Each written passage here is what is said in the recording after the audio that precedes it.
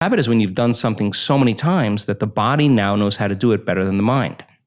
So now the person running through the same routine every single day is on autopilot, and their body's now dragging them into a predictable future based on what they did in the past, and they've lost their free will to a set of programs, right? So now you have the familiar past and you have the predictable future. Those are knowns. So the only place then, reasonably, where the unknown exists is the sweet spot of the generous present moment. That is when the body and mind are free from those conditions. So along with those emotions that influence the same thoughts, people start becoming more judgmental. They start becoming more impatient. They start becoming more entitled. They start getting more afraid, more anxious, more depressed. And now the body is literally being depleted of energy because it's believing that it's living in an emergency situation. And in emergency, you tap all of the body's resources for some threat, whether it's real or imagined. And so then when you're releasing all of these chemicals, we are literally drawing the body's life force and turning it into chemistry. And so for the short term, that's cool. But the arousal that's created from those stress hormones is a rush of energy.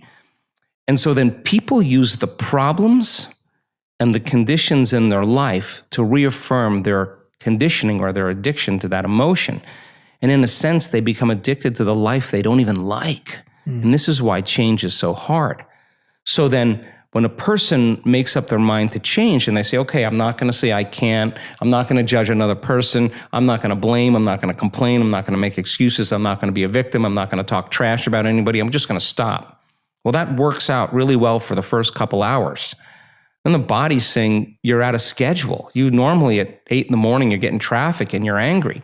Then at 11 o'clock, you check your emails and you're really judgmental and frustrated. And the body's saying, oh, well, you've been doing this for the last 20 years. You're just going to stop today.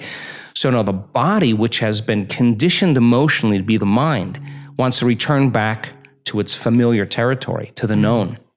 So the body starts influencing the mind. And it says, come on, this is a good time to judge. Come on, this is a good time to suffer. It's your ex's fault. It's the government's fault. It's the weather, or the news, whatever it is. And if we accept, believe, and surrender to that thought without analyzing it, it slips by and it begins to program the autonomic nervous system to make those pharmacy of chemicals. And so that's when the person makes the same choice, does the same thing, creates the same experience just for that familiar feeling.